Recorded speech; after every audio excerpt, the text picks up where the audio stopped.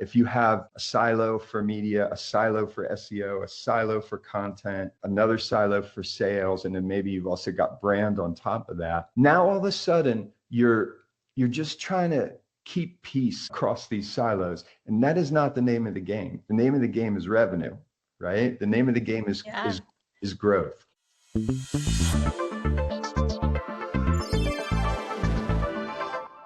Welcome to the Exact Digital podcast, where we go beyond clicks and impressions to explore what really moves the needle in digital advertising. Every episode, we sit down with marketing leaders, agency founders, and growth makers from all kinds of industries to unpack the strategies and mindset shifts that are shaping the future of advertising. Today's guest is David Schafer, founder of Gangbustrs, a strategy-led growth firm that helps scaling companies align sales and marketing into one seamless motion. With a background as an executive creative director for global brands like Dell, PayPal, Adobe, and Intuit, David now brings that big brand firepower to high-growth teams looking to drive revenue, not just reach. David, why don't you tell us a little more about your company and the work that you do? Yeah, thank you very much. Appreciate it, Tiffany.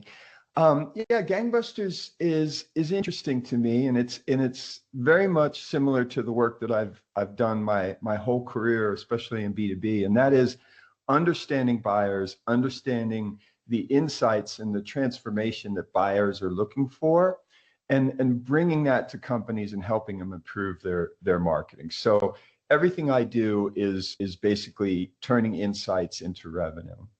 And I think now there's a big shift happening in marketing. Well, it's marketing, so there's always a big shift happening. But the shift that I see in B2B and go-to-market and revenue generation is that platforms and AI have sort of democratized everything. So we all have access to all of the people. We can reach the same people.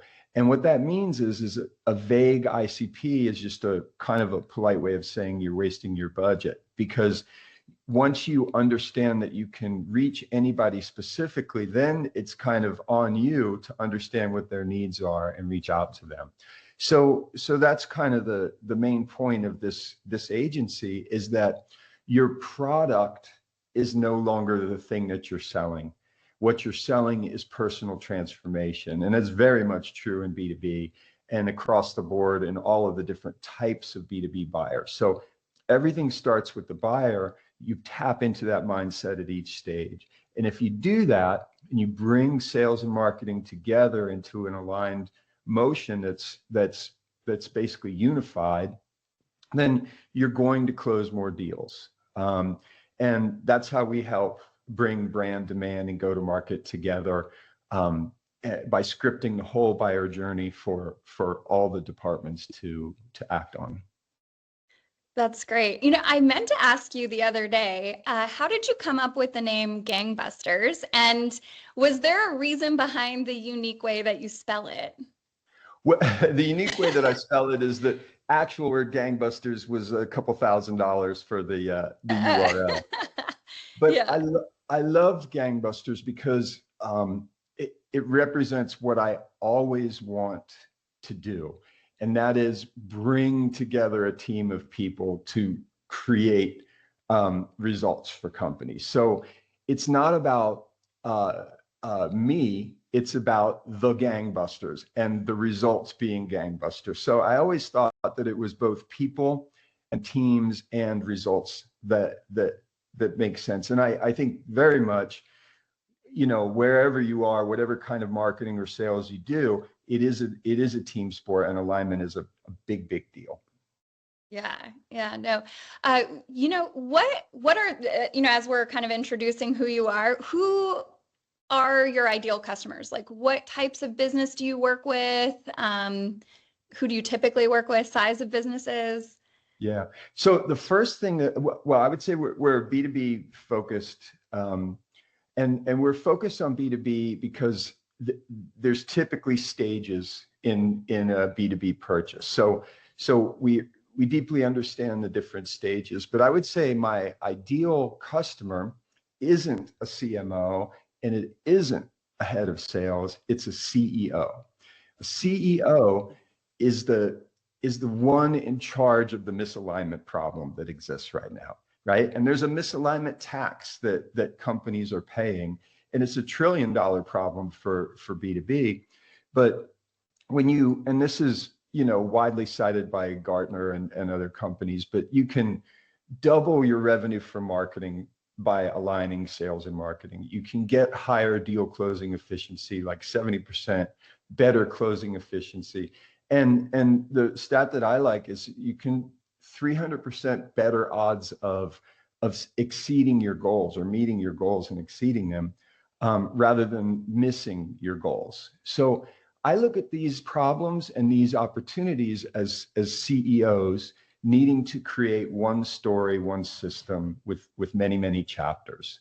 And then the gangbusters or the players come in each of these chapters in an aligned fashion. That's great. Well, and that actually leads me to one of the questions I wrote down, which was, your approach to aligning the messaging between sales and marketing when typically those have been traditionally siloed. So what's the approach you take when you start working with companies? Yeah, that's a great question. It's very much like I said, one story, one system, many chapters, right? So when I say one story, what I mean is the customer is the hero. The customer is always the hero. The brand is always the guide. What kind of guide are you? That's your brand question. How do you want to behave?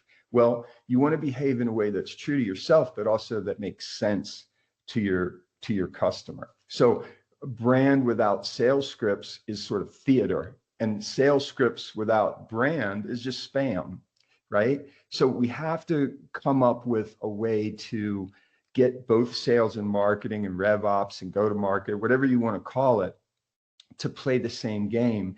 And in order to do that, they have to have the same scorecard.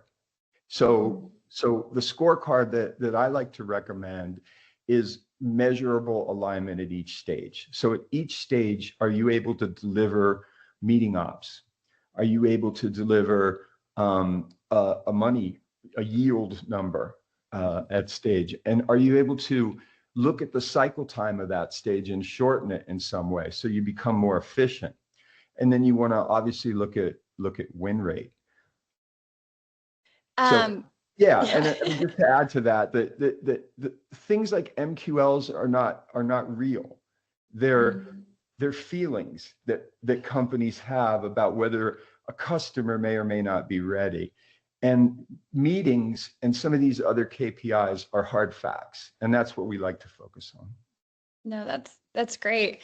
What role do you think emotion plays with that business to business buyer decisions, and how often do brands miss that connection in their campaign? I know that was something we talked about. I think a lot of brands get some of the stages right, but there's a changing mindset in a buyer. So you can have one buyer, and he or she can have multiple brains or mindsets or whatever you want to think about it, or points of view throughout the buying process. So for instance, are they problem aware? Do they even know they have a problem?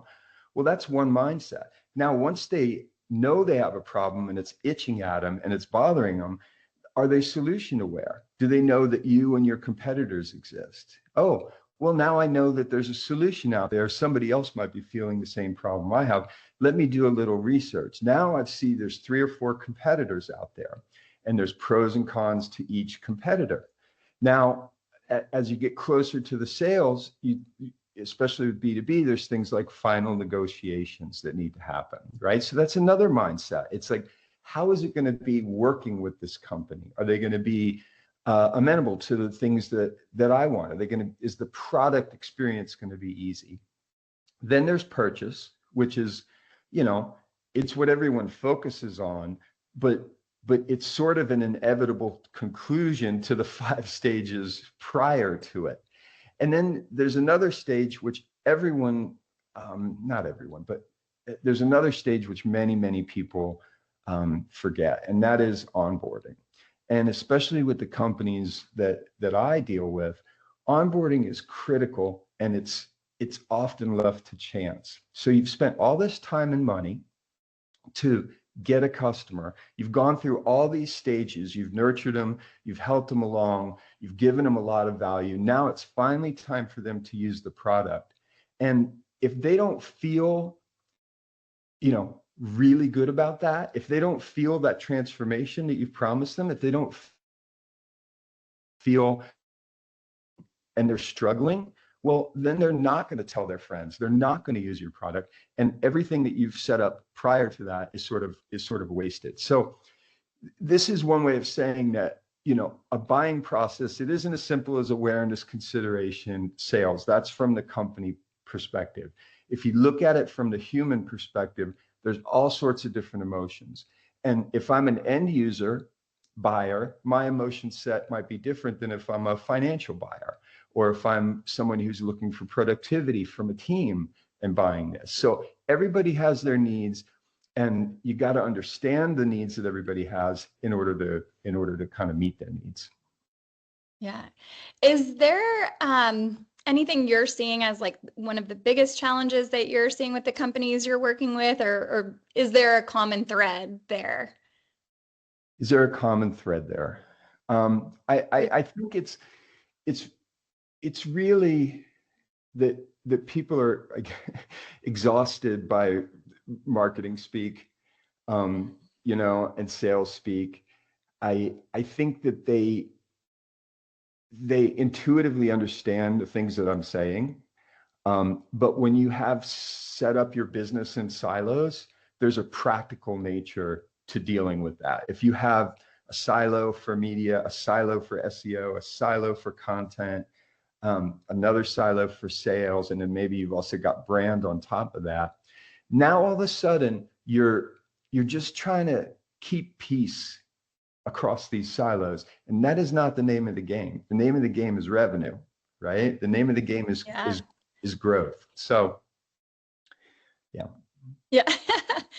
With so many different moving pieces, you've got SEO, you've got paid media, content, outbound. What do you see typically breaking down in a company's growth strategy? What do I see breaking down in a company's growth strategy? So, as soon as you invest in something, it exposes misalignment. And I see the breakdown happening in a lack of investment or fear of investment. So a company's job is to manufacture customers. It isn't just to make a product. To make a product is nothing. I mean, it's hard, but it isn't building a company. Companies require customers. So people do not look at it this way often, that your customer is more important than anything. And that as soon as you spend money, people tend to kind of pull back because they don't know how to, they can't figure out the attribution of that money spent. So I guess that's what it would be, is that misalignment, that spending money exposes misalignment. And then the attribution of that misalignment creates a lot of siloed conversations, and a CEO just goes, the heck with it. I'm out of here, and go figure something else out. Right. Well, so all that being said, how are you differentiating yourself in the market? Like, what makes you unique? So what I've done is teamed up with a RevOps and sales organization.